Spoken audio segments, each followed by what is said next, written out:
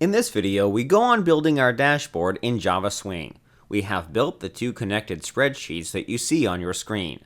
When the user selects a cell in the left spreadsheet, the data in the right one gets updated accordingly. Our goal is to build the dashboard that you see, which contains a tree map diagram and a chart. In this video, we will add the diagram.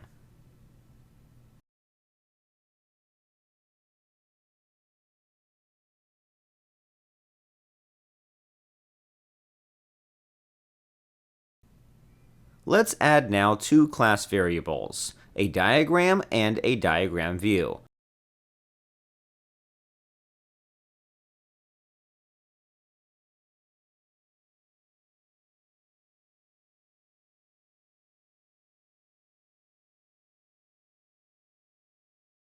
Then we need to initialize the diagram as an instance of the diagram class. The diagram view holds the diagram.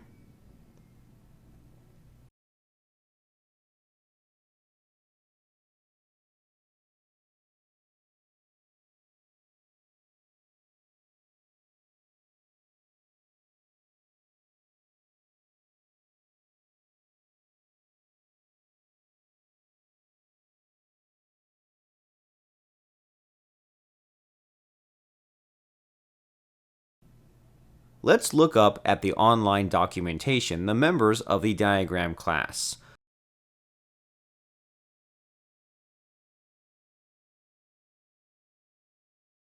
As you can see, there are a lot of methods for customizing the diagram. We pick up several that allow us to set the back brush of the diagram, its size, the default shape of the nodes, and the measure unit.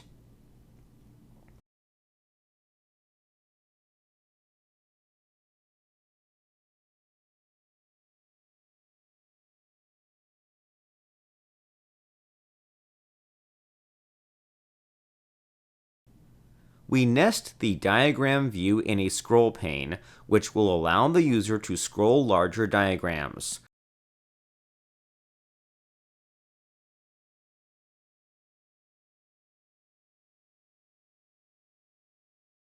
Finally, we add this scroll pane to the content pane of the window.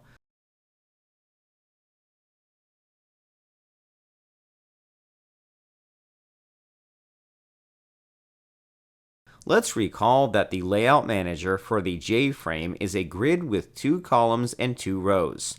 The first row is taken by the two spreadsheets. The diagram will appear in the first cell on the second row. Let's go to the assign data method where we parsed our XML data.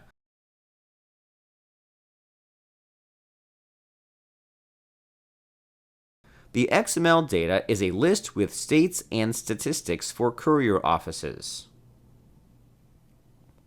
In assign data, we parse the XML nodes.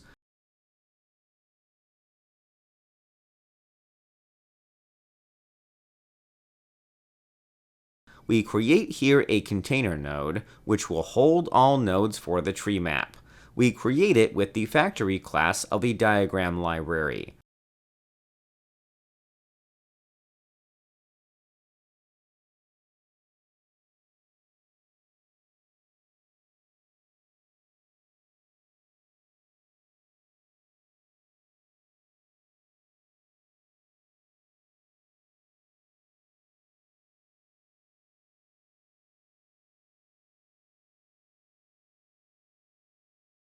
Factory is a helper class to create diagram items. You get the factory with a method. You don't create a factory object on your own. Once we create the container node, we set a caption to it.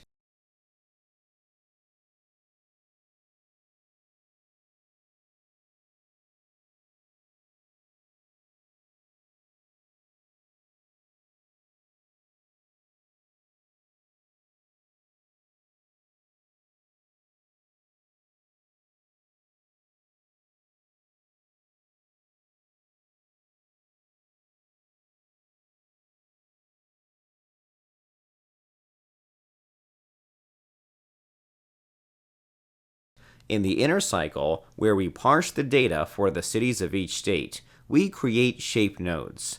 These shape nodes are again created with the factory instance and its create shape node method. They are rectangles. The initial size is not important.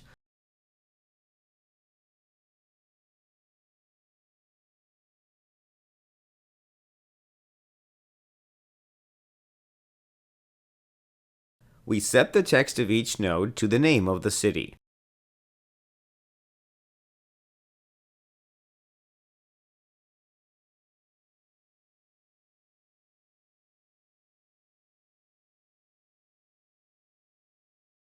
We also assign a tooltip to it.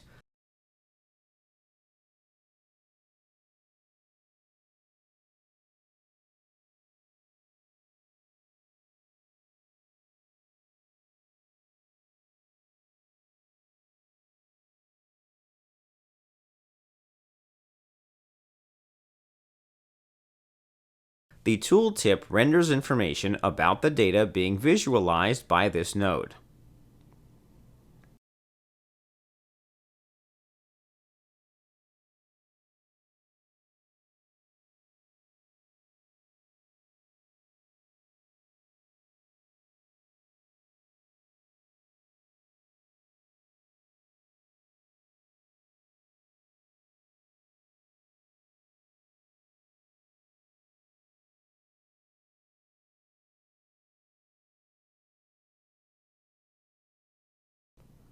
Now we will use the tag property of shape node to store the XML node that provides data for this node. The tag can hold any object and is meant exactly in cases like this, when we need to store data bound to the node.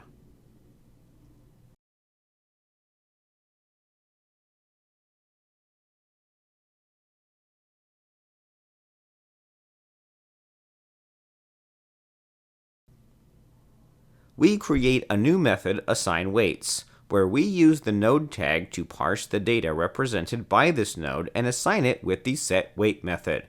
The weight is used by certain layout and link routing algorithms. TreeMap is one of them.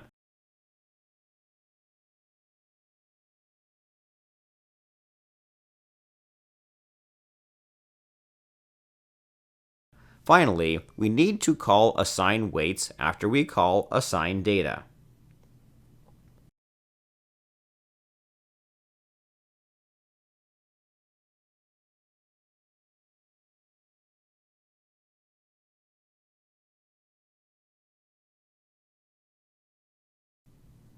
Now we will assign colors to the shape nodes that build the rectangles of the tree map. We have initialized a color array with colors that we will use.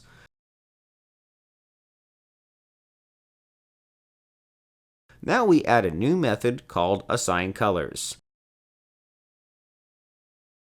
In it, we declare a variable called biggestCover, where we calculate the largest fraction of number of employees divided by the coverage of the office in this city.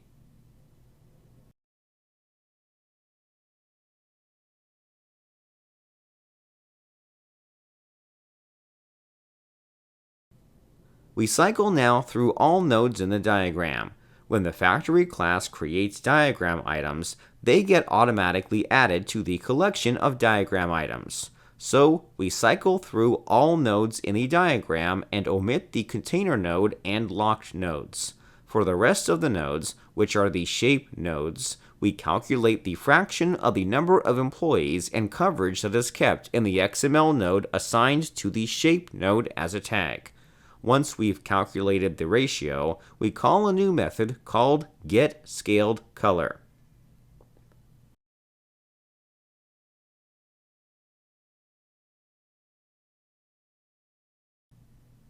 The getScaledColor method is a method which you can use directly when you build your own tree map. It calculates the right color shade depending on the colors that you set in a color array. In our case, we have set just 3 colors, but you can set more and make the coloring more precisely bound to your given colors. The method uses the fractions that we've computed in the previous method and calculates the red, green, and blue values of the resulting color.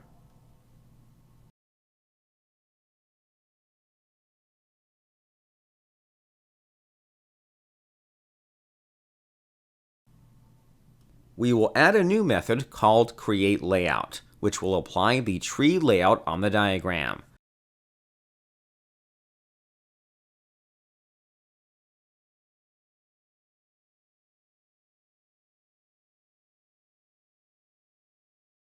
We create an instance of the tree map layout class and set its padding and container padding.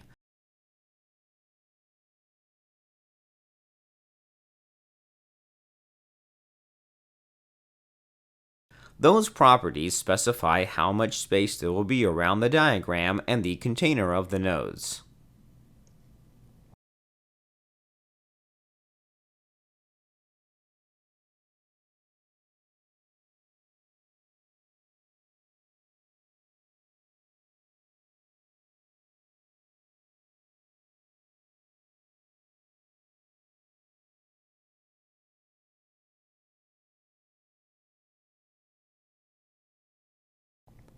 Then we initialize a coefficient, which helps us calculate the size of the layout area.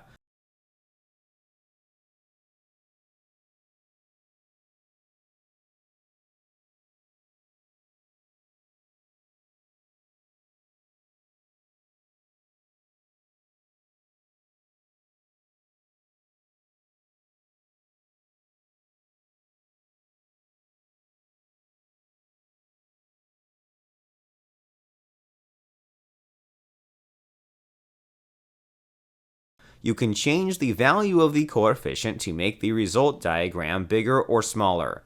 We call the arrange method of the tree map layout class.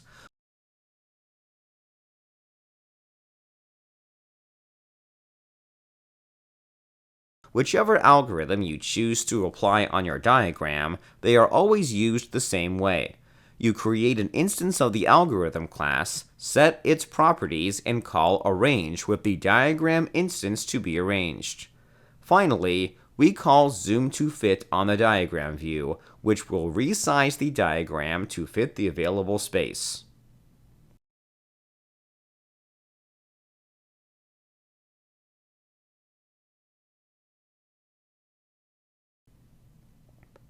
We only need to call the createLayout method from our code. Let's not forget to add a call to assign colors as well. Ready.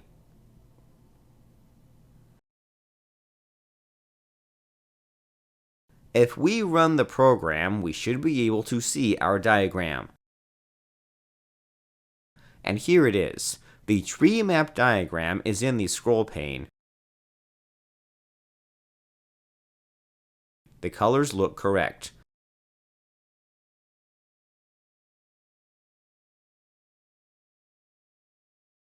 There is one thing to add though. When we choose a different state from the left spreadsheet, the data in the right spreadsheet changes, but the tree map remains the same.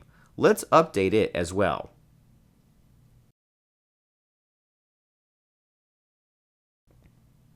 We will edit the onChange event handler.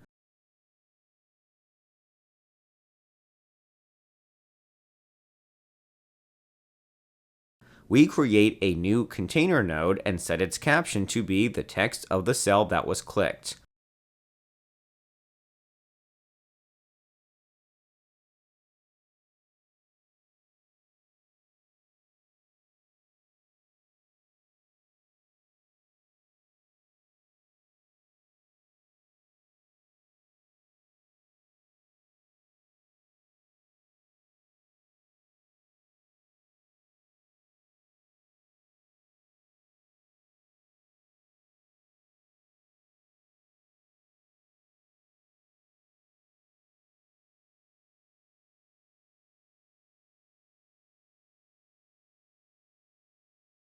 We also copy the code that created shape nodes with the data from the XML data nodes.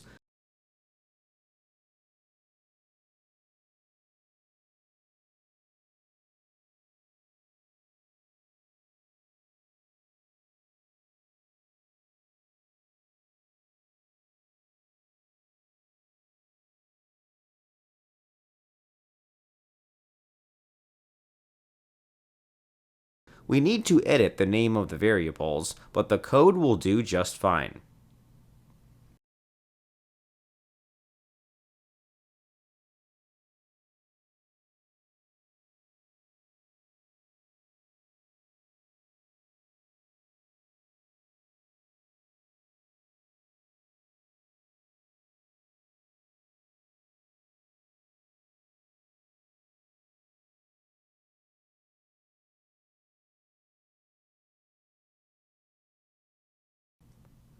What we need to do now is clear the diagram items before we start creating new ones. If we don't do it, the nodes will pile up, and with each mouse click, we'll add the new nodes to the list with old ones.